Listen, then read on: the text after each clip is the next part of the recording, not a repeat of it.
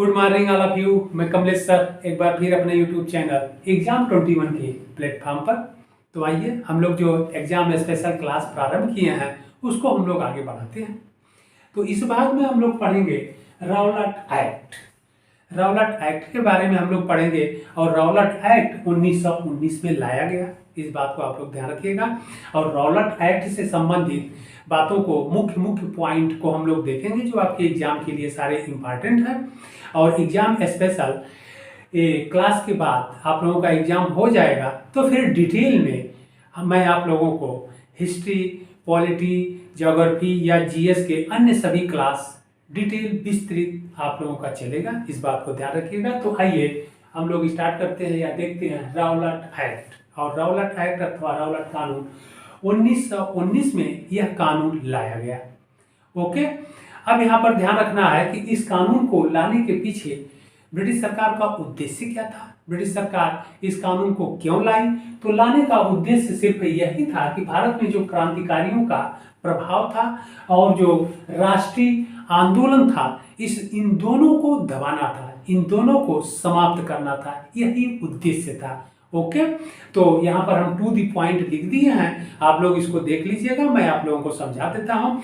तो राउलाट एक्ट लाने का उद्देश्य ब्रिटिश सरकार का यही था कि भारत में क्रांतिकारियों के प्रभाव को समाप्त करना और राष्ट्रीय भावना का दमन करना, यही उद्देश्य था। ओके, आगे हम लोग पढ़ते हैं। और फिर इस कानून को लाने के पीछे किनका किनका हाथ था उनको हम लोग देख लेते हैं। तो एक न्यायाधीश थे सर सिडनी राउलट। सर सिडनी राउलट की अध्यक्षता में एक कमेटी का गठन किया गया था और यह कमेटी 1918 में अपनी रिपोर्ट दी ब्रिटिश सरकार को। ओके, और रिपोर्ट दी और फिर रिपोर्ट फरवरी 1919 में केंद्रीय विधानमंडल में पेश किया गया या लाया गया और फिर यह विधेयक लाया गया और आगे चल करके यह कानून बना। ओके, जिसे राउलाट एक्ट के नाम से जाना गया यह कानून। और राउलाट एक्ट नाम क्यों पड़ा? क्योंकि जो इस कमेटी के अध्यक्ष थे सर सिडनी राउलट, तो इन्हीं के नाम पर इसका नाम राउलाट एक्ट अथवा राउलट कानून पड़ा। ओके, आगे हम लोग देखते हैं अगला पॉइंट। यह कानून 8 मार्च 1919 को लागू कर दिया गया, यानी राउलट एक्ट बन गया, यह कानून तैयार हो गया तो इसे 8 मार्च 1919 को लागू कर दिया गया ब्रिटिश सरकार द्वारा। आगे हम लोग देखते हैं, इस कानून को राउलट एक्ट अथवा काला कानून भी कहा गया। काला कानून भी कहा गया, क्यों कहा गया? क्योंकि इस कानून में यह प्रावधान था, राउलट एक्ट में यह प्रावधान था कि संदेह के आधार पर किसी भी व्यक्ति को, किसी भी भारतीय को, ठीक है, गिरफ्तार कर लिया जाए बिना कारण बताए। बिना कारण के किसी व्यक्ति को संदेह के आधार पर ही गिरफ्तार करने का इसमें अधिकार दिया गया था, पावर था। और उस व्यक्ति को अपने बचाव के लिए किसी भी पार्टी का, किसी भी पक्ष की या वकील का इत्यादि की को अमान्य किया गया था, स्वीकार्य नहीं था। इसलिए इसे बिना वकील और बिना दलील, मतलब व्यक्ति को अपने बचाव में कोई दलील भी नहीं दे सकता था, देने का प्रावधान ही नहीं रखा गया था। इसलिए इसे राउलट एक्ट को काला कानून भी कहा गया अथवा बिना वकील, बिना दलील का भी कानून कहा गया। ओके, और इस काले कानून का या ब्लैक एक्ट का भारतीयों द्वारा विरोध किया गया। भारतीयों ने इसे अस्वीकार दिया, कहा कि भाई एक गलत बात है, अगर किसी व्यक्ति को बिना कारण बताए गिरफ्तार किया जा रहा है, संदेह के आधार पर गिरफ्तार किया जा रहा है, तो उसे अपने बचाव के लिए अपना पक्षकार तो रखने का आदेश होना ही चाहिए, या फिर ऐसा नियम तो होना ही चाहिए कि व्यक्ति अपने बचाव के लिए अपना पक्ष रख सके। लेकिन इसमें अपना पक्ष रखने के लिए किसी प्रकार का प्रावधान नहीं किया गया था, इसलिए भारतीयों द्वारा इसका विरोध किया गया। और यहाँ पर हमने लिख दिया है, आप लोग ध्यान रखिएगा कि इस कानून के तहत संदेह के आधार पर यानी बिना कारण के व्यक्ति की गिरफ्तारी की जाती थी। यही पॉइंट सबसे गलत था कि व्यक्ति को अपने बचाव के लिए या अपने पक्ष रखने के लिए किसी प्रकार का प्रावधान नहीं किया गया था। आगे हम लोग देख लेते हैं कि 6 अप्रैल 1919 को गांधी जी ने इस राउलट एक्ट यानी इस काले कानून के विरोध में देशव्यापी हड़ताल की घोषणा की थी। ध्यान रखिएगा कि 6 अप्रैल 1919 को गांधी जी ने देशव्यापी हड़ताल की घोषणा की थी। और फिर अगला पॉइंट है, स्वामी श्रद्धानंद एवं डॉक्टर सतपाल के निमंत्रण पर अब इसका विरोध पंजाब के क्षेत्रों में भी, दिल्ली पंजाब के क्षेत्रों में स्वामी श्रद्धानंद और डॉक्टर सतपाल ने भी इसका विरोध किया। इस एक्ट के विरोध का नेतृत्व किया। भारतीयों में बहुत ही आक्रोश फैला। इस कानून को हटाने के लिए ब्रिटिश सरकार से मांग की गई और फिर स्वामी श्रद्धानंद और डॉक्टर सतपाल के आमंत्रण पर या निमंत्रण पर गांधी जी दिल्ली की ओर चले। परंतु 8 अप्रैल 1919 को गांधी जी को पलवल हरियाणा में गिरफ्तार कर लिया गया ब्रिटिश सरकार द्वारा और उन्हें गिरफ्तार करके कहाँ भेज दिया गया? बंबई भेज दिया गया। और बंबई भेज दिया गया और बंबई से गांधी जी को जब छोड़ा गया तो वह 13 अप्रैल 1919 को अहमदाबाद पहुंचे। ओके, तो ध्यान रखिएगा इस रौलट एक्ट का विरोध भारतीयों द्वारा किया गया और इस रौलट एक्ट के विरोध के ही कारण आगे चल करके जालियांवाला बाग हत्याकांड हुआ। तो आइए हम लोग जालियांवाला बाग हत्याकांड को देखते हैं। जालियांवाला बाग हत्याकांड हम लोग देख लेते हैं। तो जालियांवाला बाग हत्याकांड 13 अप्रैल 1919 को घटा या हुई। यह घटना जालियांवाला बाग हत्याकांड 13 अप्रैल 1919 को हुआ। तो हम लोग यह देखते हैं कि यह घटना होने के पीछे कारण क्या था? तो वही रौलट एक्ट था।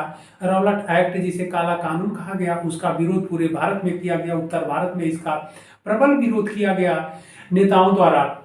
और गांधी जी को हम लोग देख ही लिए कि गांधी जी जब दिल्ली पहुंच रहे थे और इसके समर्थन में, रौलट एक्ट के विरोध में, समर्थन में नहीं विरोध में, और जो इसका विरोध हो रहा था उन आंदोलनकारियों के समर्थन में, लेकिन गांधी जी को पलवल हरियाणा में गिरफ्तार कर लिया गया और वापस भेज दिया गया।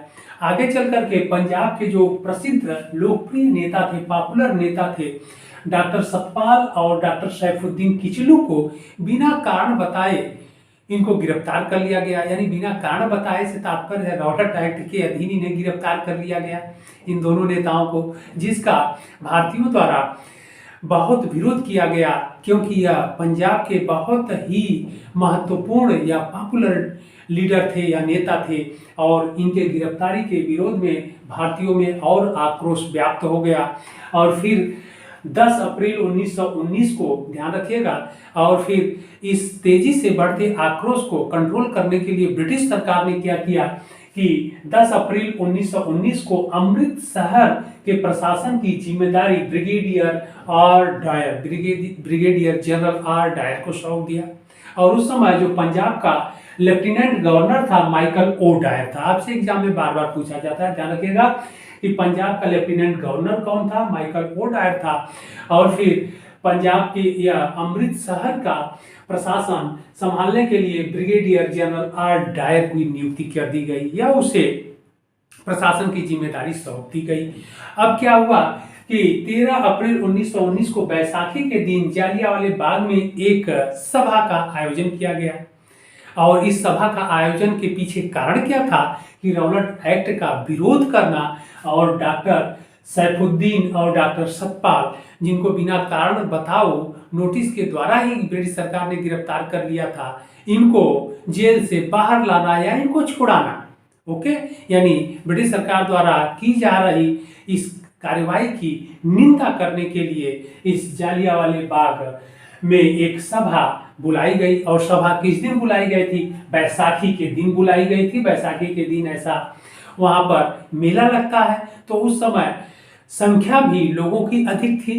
तो यहाँ पर 13 अप्रैल 1919 को बैसाखी के दिन जालियांवाले बाग में एक सभा का आयोजन किया गया और सभा में लगभग 20,000 से अधिक व्यक्ति उपस्थित हुए। और उस सभा में, उस बाग में एक तरफ से ही जाने का रास्ता था, 3 तरफ से चारों, और उसके 3 तरफ से बाउंड्री वॉल थी या वह घिरा था, वह बाग अथवा मैदान घिरा था। ओके, सिर्फ एक तरफ से जाने और आने का रास्ता था।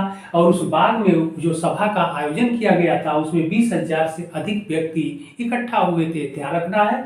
लेकिन या उस जालियांवाले बाग में जो सभा बुलाई गई थी, सभा का आयोजन किया गया था, तो उसे ब्रिटिश सरकार द्वारा गैर कानूनी घोषित कर दिया गया, असंवैधानिक करार दिया गया। और फिर क्या हुआ कि जो अमृतसर के प्रशासन की जिम्मेदारी ब्रिगेडियर जनरल आर डायर को सौंपी गई थी, तो जनरल डायर ने क्या किया, भीड़ पर गोली चलाने का आदेश दे दिया। और भीड़ पर गोली चलाने का जब आदेश दे दिया तो इसमें 1000 से अधिक व्यक्ति मारे गए और 3000 से अधिक व्यक्ति घायल हुए। तो इस आदेश के यानी गोली चलाने का जो आदेश जनरल डायर द्वारा दिया गया, तो इसमें 1000 व्यक्ति यानी भारतीय मारे गए और 3000 से अधिक घायल हुए, जबकि सरकारी रिपोर्ट के अनुसार 379 यानी 379 व्यक्ति मारे गए और 1200 घायल हुए दिखाया गया या बताया गया। ओके, जबकि जो आंकड़ा था वह 1000 से अधिक व्यक्ति के मारे जाने का था और 3000 से अधिक घायल हुए थे, लेकिन सरकारी रिपोर्ट में 379 को ही मारे जाने की पुष्टि की गई। ओके, और इस घटना की निंदा की गई। इस घटना से भारतीयों में और आक्रोश फैल गया ब्रिटिश सरकार के विरुद्ध, और भारतीय नेताओं ने इसका विरोध किया। और ब्रिटिश सरकार ने तब क्या किया कि इस विरोध को देखते हुए इसकी जांच के लिए हंटर कमेटी का गठन किया। हंटर के अध्यक्षता में एक कमेटी गठित की, लेकिन यह कमेटी ब्रिटिश सरकार द्वारा गठित की गई थी और यह कमेटी जनरल डायर को निर्दोष घोषित कर दिया और केवल यही कहा कि जनरल डायर ने अपने कर्तव्य का निष्ठापूर्वक पालन किया, परंतु बल का आवश्यकता से अधिक प्रयोग किया। सिर्फ इतना ही जनरल डायर के लिए कहा गया था और जनरल डायर पर किसी प्रकार का दोषारोपण ब्रिटिश सरकार द्वारा नहीं किया गया या किसी प्रकार का दंड या पनिश उन्हें नहीं दिया गया। ओके, आगे हम लोग बढ़ते हैं कि वायसराय के अब इस घटना से क्षुब्ध होकर के जालियांवाला बाग हत्याकांड, इस घटना से नाराज होकर के क्षुब्ध होकर के जो वायसराय के कार्यकारी परिषद के भारतीय सदस्य थे शंकरन ने इस्तीफा दे दिया। इस बात को ध्यान रखिएगा, कई बार आपसे एग्जाम में पूछा जा चुका है कि जालियांवाला बाग हत्याकांड से क्षुब्ध होकर के या फिर वायसराय के कार्यकारिणी से किसने इस्तीफा दे दिया, तो वायसराय के कार्यकारिणी के जो भारतीय सदस्य थे शंकरन ने वह इस्तीफा दे दिया। इस बात को ध्यान रखिएगा, इस जालियांवाला बाग हत्याकांड से क्षुब्ध होकर के अथवा नाराज होकर के इन्होंने वायसराय के कार्यकारिणी से इस्तीफा दे दिया। और फिर गांधी जी भी बहुत दुखी हुए, बहुत नाराज हुए। रविन्द्रनाथ टैगोर भी, उन्होंने भी इस घटना से बहुत दुखी हुए और सर की उपाधि ब्रिटिश सरकार को वापस कर दिए। ओके, तो फिर यह जालियांवाला बाग हत्याकांड था। और फिर आगे चलकर के गांधी जी और महत्वपूर्ण नेताओं ने यह फैसला किया कि ब्रिटिश सरकार का अब सहयोग हम लोग नहीं करेंगे, और गांधी जी ने यह आह्वान किया कि ब्रिटिश सरकार का अब हम लोग असहयोग करेंगे। और आगे चलकर के गांधी जी द्वारा असहयोग आंदोलन 1920 में प्रारंभ किया गया। ओके, तो हम अब लोग आगे उसको देखेंगे। इसके बाद फिर अगले भाग में असहयोग आंदोलन हम लोग देखेंगे या अध्ययन करेंगे। इसको आप लोग देख लीजिएगा, टू दी पॉइंट हमने लिख दिया है। और हमारे चैनल एग्जाम 21 को आप लोग सब्सक्राइब अवश्य कर लीजिएगा कि वीडियो का नोटिफिकेशन आप लोगों को तत्काल मिलता रहे, कोई वीडियो मिस ना हो। और आप लोगों का कोई प्रश्न भी हो तो यह हमारा व्हाट्सएप नंबर है और कॉन्टैक्ट नंबर भी है, इस पर आप लोग संपर्क कर सकते हैं 76180253 और 04।